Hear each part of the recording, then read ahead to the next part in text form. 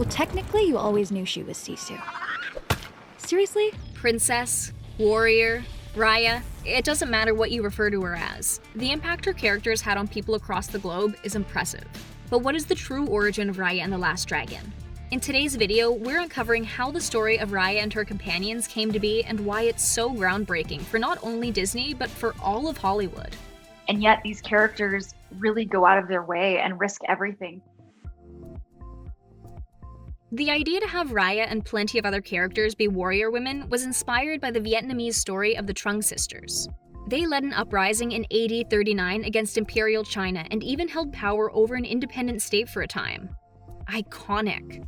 Adele says these women were definitely brought up during the creation process. Southeast Asia has this amazing tradition of strong female warriors and strong female leaders. In the last few years, we've seen the Disney narrative change and give us a fresh new version of what it means to be a Disney princess in films like Moana, Frozen, and Brave.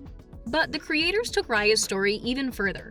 Their goal was to craft an epic character that made people really question what it means to be a princess and a warrior. What do people think when they think of the word princess? What do people think when they think of the word hero? They took inspiration from Southeast Asian culture, but they made sure they didn't fall into the stoic warrior misconception that other Western movies have done in the past.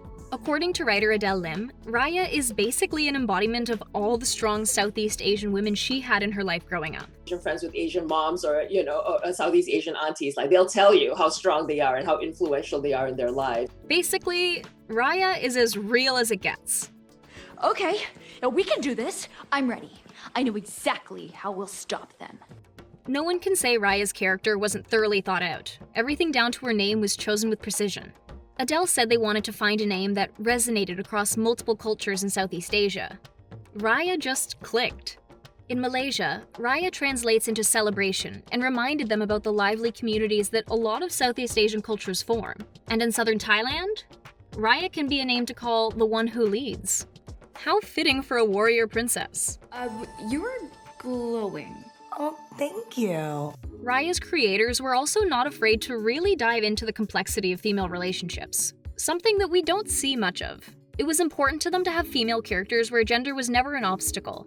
They said, "Our characters are female. That's part of their identity, but it is not their sole defining trait."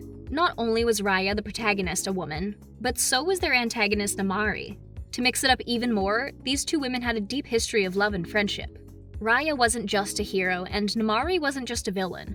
As Adele put it, they are free, fully fleshed out characters. It made for such a soulful story, and their complicated relationship was like a breath of fresh air to watch. Overall, Raya's journey and the entire film's theme is trust. Ironically, the movie ended up coming out at a time where it couldn't be more relatable. A divided community searching for the answer to restoring unity? If that isn't 2020 and 2021 in a nutshell, we don't know what is. Raya had to learn two is better than one, Kui says. We're better together than apart, that there's a value and there's a bravery in trusting people. But even before the pandemic, they knew that the important message and running theme was going to be trusting others. No, you're still connected to the gem's magic. Speaking of trust, Raya has to rely on water dragon Sisu throughout a lot of the movie. The inspiration behind Sisu? The Southeast Asian myth of Naga. But they had the idea to make her animation look like what she represented to the culture, rather than what Naga is actually meant to look like. She embodies magic and inspirations and overall is supposed to be larger than life.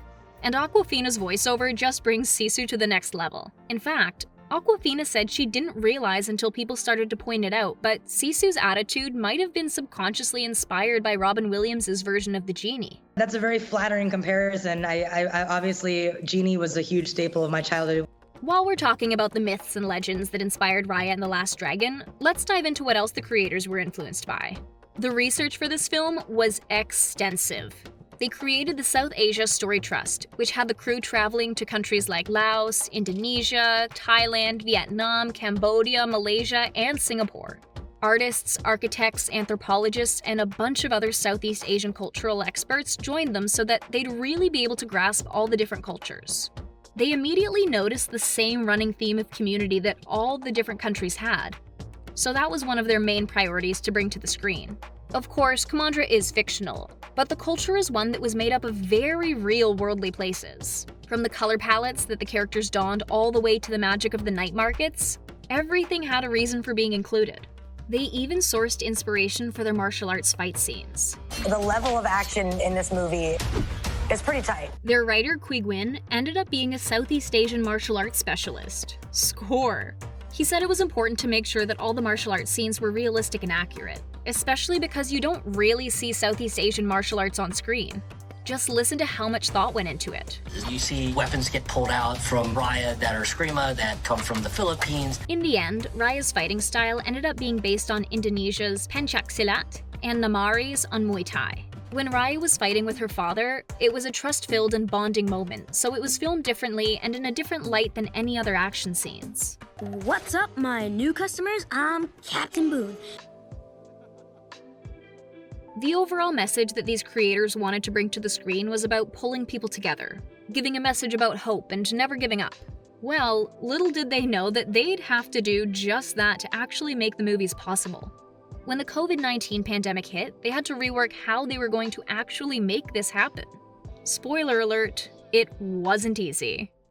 The actors set up a makeshift recording studio in their homes. Some people spent their days working from their closet, including Kelly Marie Tran. Recording from home has been really fun, but there's been some hard things. That's right, Raya was basically brought to life in a closet. Well, at least her voice was. Kelly even kept a production diary so she could remember how bizarre it was. And he was like, can you get this tent out of my house, please? For Awkwafina, she set up an entire tent in her home, and her cat wasn't exactly happy about the new addition to the space. Even Sandra Oh noticed. Nora, it's like you and your cat. I know, I wasn't me and my cat. Just like the actors, the producers and animators and the rest of the crew of more than 400 people, 400 people were all working from home. They would be on constant Zoom meetings where they would share ideas, their recent animations, and basically anything else that had to be done. Except they were joined by their furry friends, babies, and roommates. It might have been a challenge, but we gotta say, watching Raya and the Last Dragon, you could never tell that it was completely produced outside of a studio. Animation on this movie is on a totally different level. That's what you call talent. Despite the situation they had to make the film in, how important it was to the cast and crew, especially those of Southeast Asian culture, never wavered. Adele Lim couldn't believe that after 20 years, she was finally able to bring to life a character she could see herself in, that represented her culture. She thinks this movie is a huge move in the right direction when it comes to seeing more representation. A thing that is so much bigger than me, that has so much legacy behind it. Kelly Marie Tran couldn't agree more. She also never grew up seeing herself in the Disney films she watched and said, "I think young me would have been really proud of where I am today and what I'm trying to do." As for the audience, it's just as meaningful. Even interviewers are expressing how emotional they got watching something they could relate to unfold on screen. Like emotional, actually, when I saw the characters come out and they looked like uncles and aunts and cousins of mine. Raya's character is a huge game changer. There's no doubt about it. In fact, we're willing to bet she'll go down in history as not only one of Disney's most iconic princesses, but as one of their most diverse and complex characters. With an ever-changing industry, we can't wait to see what other groundbreaking characters Disney will continue to deliver. What was your favorite part about Raya and the Last Dragon?